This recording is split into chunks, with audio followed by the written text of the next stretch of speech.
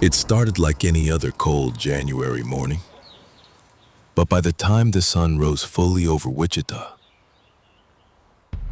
a quiet family home had become a crime scene that would haunt the city for decades. Inside the Otero household, 4 members of the family were found dead: Joseph, Julie, their 2 young children, Joseph Jr. and Josephine. They weren't shot. They weren't stabbed. They had been bound, strangled, methodically positioned. There were no signs of forced entry, and almost nothing was stolen. Whoever did this had planned it, and that person had vanished without a trace.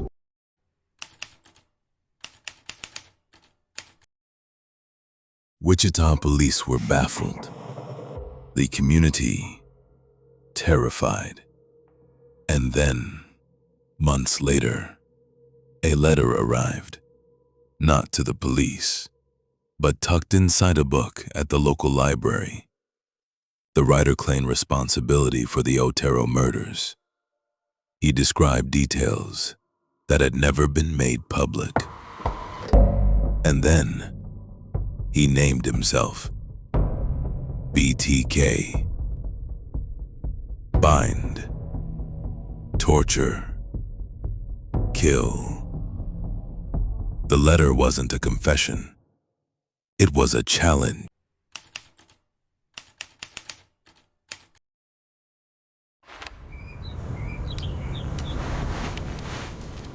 The killings continued.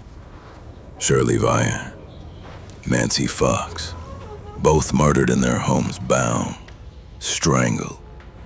Then came poems, crude sketches, packages. BTK didn't just kill. He watched, he waited, and he wanted you to know he could strike again, anytime. Yet, no prints, no pattern, no face. He could have been anyone.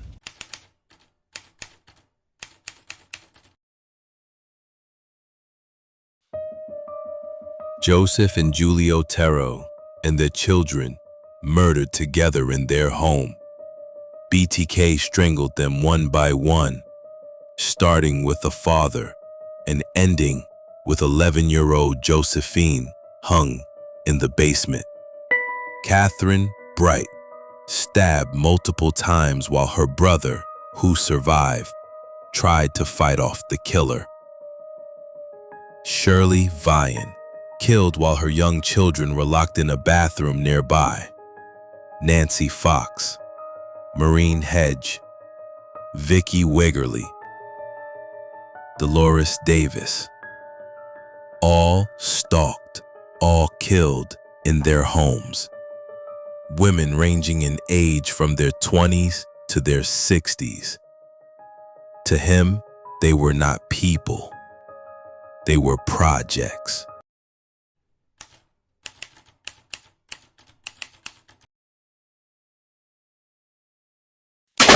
Then, in 1988, BTK vanished. No letters, no deaths, no voice. Wichita began to hope. Maybe he died, or simply stopped. For 16 years, he became a ghost. Then, in 2004, a manila envelope arrived. Inside, a crime scene photo, a cryptic message, and a Barbie doll, bound and gagged. BTK had returned.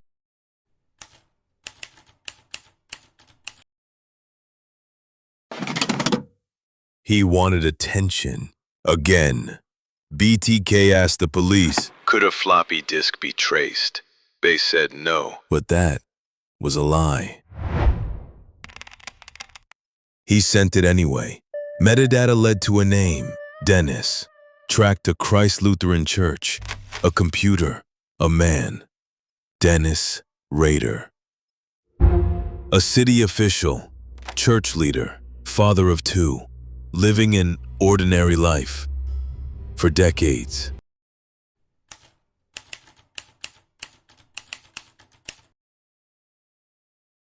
DNA from his daughter's records confirmed it. Dennis Rader was BTK.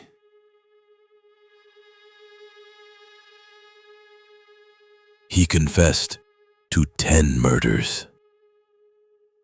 Coldly, methodically, he called his victims projects. He kept trophies, clothing, IDs. He even posed like his victims, in masks, women's clothing tied with ropes, reliving them over and over.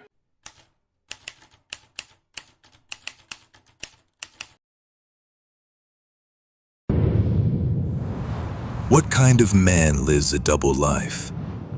As a loving father and a cold-blooded predator. Dennis Rader wasn't impulsive.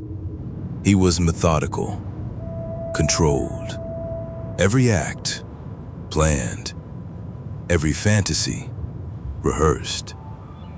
He called it Factor X. A dark force he claimed compelled him to kill, but it wasn't supernatural.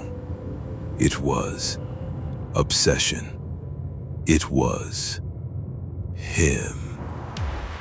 From childhood, he fantasized about bondage.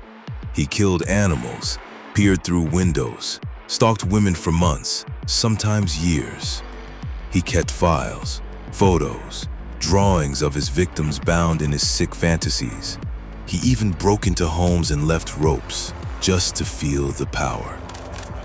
He posed as his own victims, wearing their clothes, tying himself up, photographing the scene, as if reliving their deaths gave him life. To the world, he was Dennis Rader, city code enforcer, church leader, family man. But behind closed doors, he was BTK, and BTK was always watching.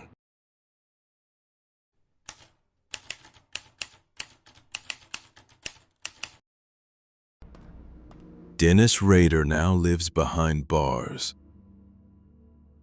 A man stripped of illusion, but not remorse.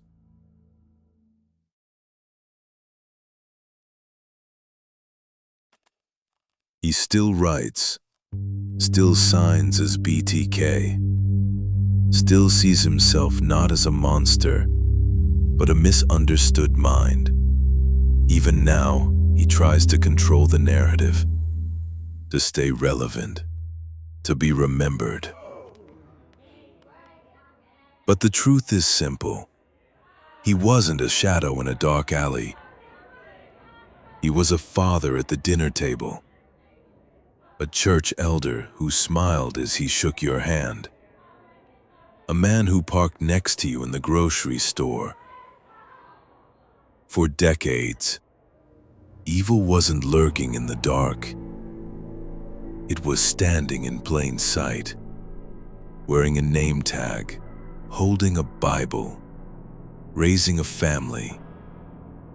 That was his true mask.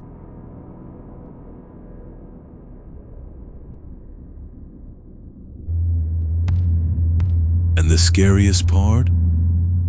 He wore it better than anyone.